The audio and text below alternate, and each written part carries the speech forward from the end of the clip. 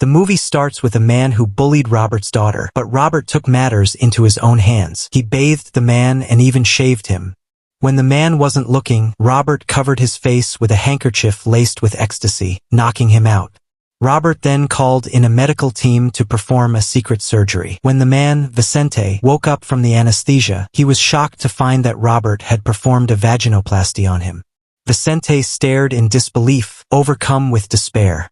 He climbed into a chair and saw his reflection in a mirror across the room, his lower half on display. His penis, once the symbol of his manhood, had been removed. But before he could fully grasp his grief, Robert entered the room with a box of items. To prevent the vaginal wound from closing, Vicente was required to use a dilator daily, starting with the smallest size and gradually working up to the largest. This was the final step in his transformation into a woman. For months later, Vicente's body was recovering well. Vicente asked Robert when he could go home, but Robert replied that his new life was just beginning. Surgery after surgery had transformed Vicente into a woman, both in body and soul. Robert gave him a new name, Vera, to mark his transformation. He made Vera wear a bodysuit to protect her new skin. As Vera slowly slipped into a corset, she struggled with the zipper at the back and had to ask Robert for help. Just as he was pulling the zipper closed, Vera elbowed Robert in the stomach and kicked him in the groin. Robert fell to the ground without mercy. Vera quickly grabbed the key from his pocket and fled the room. But when she reached the front door, she realized that Robert had already locked it with a remote control and was approaching her with a gun. In a desperate move, Vera grabbed a knife from the kitchen to defend herself. Vera threatened Robert, demanding that he open the door or she would kill him. But Robert was unfazed by her threat and kept moving closer. Desperate, Vera then threatened to slit her own throat if he came any closer. Robert coldly responded that she wouldn't dare. In a moment of defiance, Vera cut deep into her neck, blood pouring out as she collapsed. But Robert quickly intervened, bringing her back from the brink of death. Now, she realized she didn't even have the right to die. As the plastic mask was removed from her face, Vera saw that she had become a completely different person. To reinforce her new identity, Robert dressed her in women's clothing. But Vera knew this was just another attempt to control her. Furious, she tore all the dresses to shreds, and when she didn't have scissors, she tore them apart with her teeth. She unleashed her long simmering anger and resentment on the pile of clothes. Finally, she pulled out the vacuum cleaner and sucked up all the pieces, as if pretending that nothing had happened as long as the dresses were gone. There was no one to talk to in this empty room. Vera was forced to make all her requests through the intercom on the wall. One day, she heard something fall from the locker. When she opened it, she found some cosmetics and makeup books. Vera only took the eyebrow pencil, using it to mark each day of her captivity on the wall, hoping she wouldn't forget that she was once a man. The only source of information from the outside world was the TV, but it had only 2 channels, one showing Animal World and the other Yoga. Robert wanted her to understand the law of the jungle, emphasizing that she was only safe at home. Slowly, Vera began practicing yoga, finding a brief escape in it. A psychopathic doctor, to avenge his daughter's death, strapped the murderer to an operating table. Then he removed his penis, which was his masculine pride. Finally, the doctor grafted a rat's skin onto the murderer's body. As if that weren't enough, the murderer was forced to drink a cup of estrogen every day. The surgeries and modifications transformed him into a woman, both in body and soul.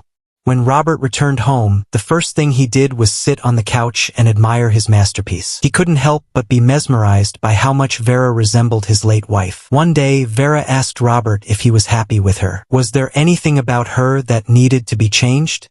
Robert replied that Vera was now his favorite creation. She then asked, "What do we do now? What am I going to do? What are you going to do with me?" For once, Robert was at a loss for words in the face of Vera's relentless questions. All Robert could say was that he was still thinking about what to do with Vera. But her next words startled him. "Can't we spend the rest of our lives together?" she asked. Vera was about to continue discussing a life together, but Robert, as if in shock, wanted to flee. "I'm your woman. I was made for you," Vera insisted. She knew that Robert watched her every day through the surveillance cameras. Although his behavior was uncovered, Robert didn't dare to admit it. Now all he wanted was to escape. In his panic, Robert couldn't remember where he had put his keys. When he finally emerged, He realized Vera was watching him from the doorway, as if fully aware that he had been spying on her through the cameras. It seemed as though they might continue living together in this strange, twisted way. But then, one day, an unexpected visitor arrived at the villa. The unexpected visitor was Robert's half-brother, Zika. After dinner, Zika showed no intention of leaving the villa. The nanny advised him to go, but Zika noticed a woman on the surveillance screen, a woman whose face had driven him mad. Unable to control his perverted nature, Zika vowed to possess her. Ignoring the nanny's pleas, Zika tied her up.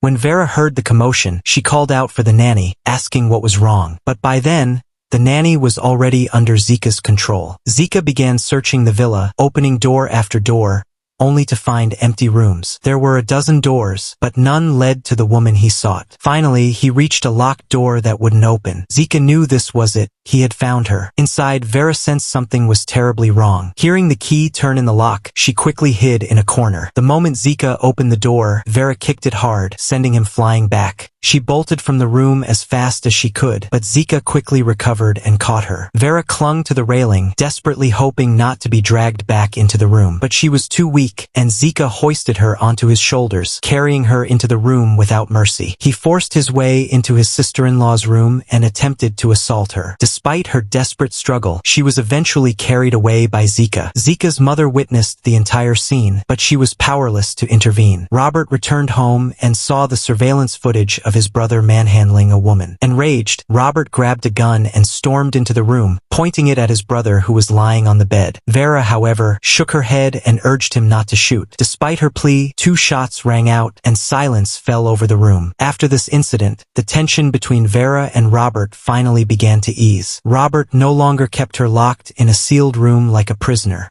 Vera was given free access to her room, and their relationship grew rapidly. Every day, Vera prepared breakfast for him, and Robert started to show her more of the outside world. Robert even offered to let Vera go out shopping with the nanny, despite the nanny's warnings. She cautioned him to stay calm, reminding him that Vera could change her mind and turn against him at any moment. But Robert, blinded by love, refused to listen. For a long time, they lived as a seemingly normal couple. But one day, their peace was shattered by the arrival of an unexpected guest, Vera's friend.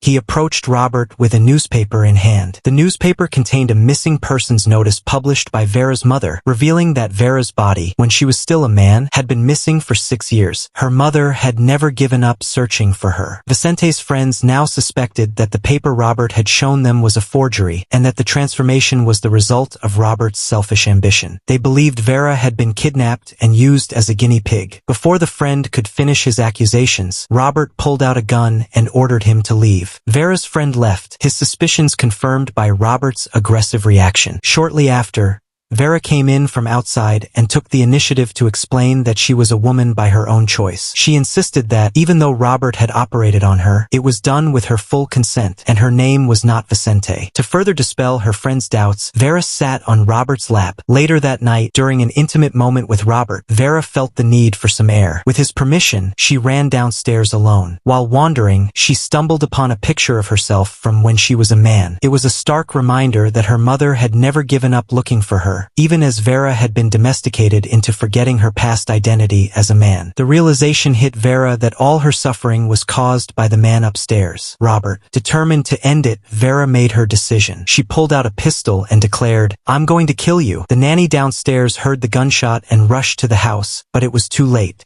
Vera, hiding under the bed, shot the nanny. With her way now clear, Vera finally escaped the prison where she had been held for 6 years. However, upon returning home, Vera faced an unexpected blow. Her mother didn't recognize her as her son. Thanks for watching.